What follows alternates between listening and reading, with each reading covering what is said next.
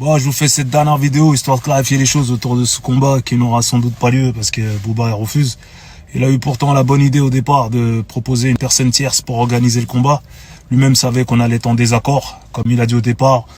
Voilà, on va trouver une personne tierce, il va organiser, comme je sais tu vas refuser les contrats, comme ça on aura juste à signer. Ensuite il s'est rétracté, il nous a proposé le 50-50, comme si j'avais le temps de faire un travail de promoteur, de me trouver une structure, etc. Voilà, j'ai pas le temps. À la base on n'est pas là pour ça, on est là pour régler des comptes, ni pour faire du business, ni pour parler d'argent. Mais bon, il veut faire du show, il veut faire à l'américaine, etc. Ok. Moi je suis pas Logan Paul, c'est pas Jake Paul, on n'est pas dans ces bails-là, t'as vu. Donc il y avait donc une personne neutre, enfin un organisateur neutre, c'était totalement en adéquation avec notre embrouille. Et on allait gagner, on allait toucher un gros chèque à la signature. Ça pouvait être 500 000 euros, 300 000 euros. D'ailleurs, il avait négocié en 300 000 euros avec un gars qui préparait un gala en Suisse, dans mon dos. Je l'ai su là il y a pas longtemps. Et j'apprends que Booba a négocié son cachet. L'organisateur l'aurait proposé au départ 200K. Ensuite, c'est monté à 300K. Il lui a dit, Rof, il va prendre combien? Il a dit, je l'ai pas encore eu au téléphone. Et puis finalement, voilà, il a proposé un 50-50. Il voulait organiser avec lui. Et l'organisateur a refusé. Il a dit, écoute, c'est soit on prend tout en charge, soit rien. Bon, voilà, ça s'est arrêté là, ils se sont pas entendus. Et là, il s'est rétracté. Il est revenu vers moi pour me proposer le 50-50. Moi, j'ai pas de structure. J'ai pas le temps de faire tout ça. T'as vu, tout ça, c'est un travail de promoteur. C'est pas mon métier. Donc voilà, il faut savoir qu'à la signature avec un organisateur tierce, enfin une personne tierce, on touche un chèque, ce qui permettra largement de payer nos entraîneurs, nos coachs, et voilà. Donc j'ai pas compris pourquoi il se plaignait, pourquoi il pleurait, ouais je dois payer mes entraîneurs, je dois faire 3 mois de jet, parce que c'est valable pour moi aussi. Et il dit que je suis en Hesse et moi je me plains pas, c'est ça qui est bizarre. Vous comprenez? Donc voilà, à la base, on touche un gros chèque au départ à la signature, juste pour le droit d'exclusivité et permettre à l'organisateur de faire le... Bon, maintenant, je vais m'adresser à tous ceux qui ont envie de se greffer à cette histoire, comme c'était leur embrouille. Déjà d'une, on sait que vous faites ça pour buzzer parce que vous n'existez pas, vous êtes en manque de reconnaissance, vous souffrez. 2, mêlez-vous de votre cul, parce que moi je ne me mêle pas de vos salades.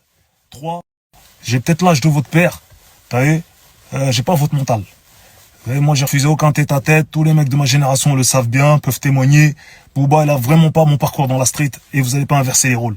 On voit qu'aujourd'hui le monde virtuel détermine qui est un homme, qui n'est pas un homme. Arrêtez vos conneries là, vous faites vos vidéos plein de propagande, plein de buzz avec des faux commentaires. Tout ça, ça s'achète, on est au courant. C'est comme ça que vous arrivez à orienter l'opinion publique. Non. Moi je suis pas dupe, t'as vu, j'arrive à capter toutes ces manigances. Le mec il est là, il est bon qu'à trouver des pirouettes, ensuite il va passer à un autre clash comme si de rien n'était, vous lui pardonnez tout. C'est pas comme ça. S'il n'est pas à l'image de la street, c'est la street des baltringues qui représente alors. C'est le porte-parole des baltringues énervés de France. T'as vu? Et vous tombez facilement et bêtement dans toutes ces manipulations. Le gars est clairement bipolaire. Il est en train de s'amuser avec vous. Avec toutes les drogues qu'il prend, il doit rigoler. Et il vit avec 6 heures de décalage à l'heure française. Il est préoccupé par tout ce que vous pensez, il dort jamais. Il cherche des solutions toute la journée pour détourner votre attention. Voilà. Il joue le fin stratège, moi je vois clair à son jeu. J'ai autant de métier que lui, voire plus. Ah oui, je capte toutes ces manigances à 2 balles. Ok? Donc voilà, que le meilleur remporte les gains. C'est comme dans les glories. Celui qui prend le chèque à la fin, c'est celui qui a mis le KO. Point barre. Voilà. Ça, c'est vaillant. Et il n'y a pas de collaboration possible entre lui et moi. On n'est pas des amis, vous êtes des faux, quoi. Il n'y a pas de fair play, il n'y a pas de respect, il n'y a rien de tout ça. Ok? S'il n'assume pas, c'est parce qu'il n'est pas sûr de lui. Et là, anglaise, après taille, après ceci, après cela, on dirait que je dois courir après lui. Vous êtes des ouf ou quoi? Non, c'est pas comme ça la vie. D'accord? Un mec de quartier, il fait pas autant de chichi. Et lui, quand il entend parler, il veut du fair play, du respect. Quoi, après avoir insulté les mères, tout ça? Après tout ce qu'il a fait depuis toutes ces années? J'étais en prison, vous avez oublié ou quoi? Vous ressentez pas ce que je ressens. C'est pas une collaboration, c'est pas un featuring, c'est pas un album en commun, gros. Et puis le perdant ne peut pas gagner autant que le gagnant. On est obligé de marquer une différence. On est d'accord. Et puis, le perdant aura quand même gagné le gros chèque de la signature. De quoi payer ses coachs, ses entraîneurs. Vous lui, à l'entendre parler, vas-y, moi je suis par terre, vas-y, je suis en Hesse. Et pourtant, c'est pas moi qui chiale. T'as vu? Ouais, je dois payer mon train de vie, ceci, cela, comme si avec lui qui a un train de vie. T'as cru quoi, gros? Nous, on voyage, on bouge, on a des familles. J'ai ma mère, j'ai ma soeur, ses enfants, mes enfants. Frère, j'ai tout le monde à charge, moi aussi. Je suis un chef de famille, frère. Moi aussi, j'ai un gros train de vie, moi aussi, frère. Et je chiale pas, moi. T'as vu? J'ai une dignité, poteau. J'ai une dignité. T'as pas été éduqué avec la dignité, l'honneur, la fierté. Tu connais pas tout ça. C'est pour ça que tu te conduis comme un porc. C'est pour ça que tu respectes rien. C'est pour ça que t'as poil devant ta fille.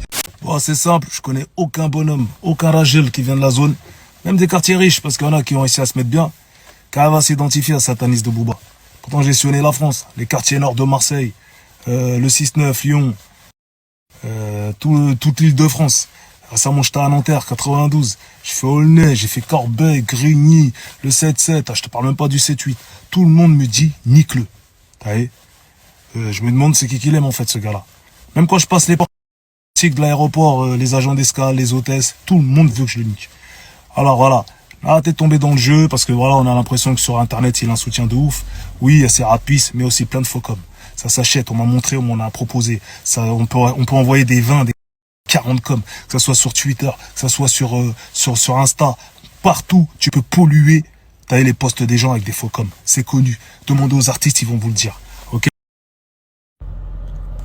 Et pour en finir avec cette histoire de combat, moi, j'ai jamais refusé une opposition en tête-à-tête dans ma vie. Voilà, je suis pas un surhomme, mais j'ai toujours porté mes couilles. Les mecs de ma génération, je vous parle des vrais guerriers. Et on se sait, ils peuvent témoigner. On m'a jamais forcé à rapper par la fenêtre en prison comme Booba, en mode rap ta race. Voici le métis cappuccino. Ah ouais, il était obligé, sinon il descendait pas en promenade. T'as vu, une victime reste une victime, frère. Voilà. Et je suis parti chercher à son anniversaire chez Régine.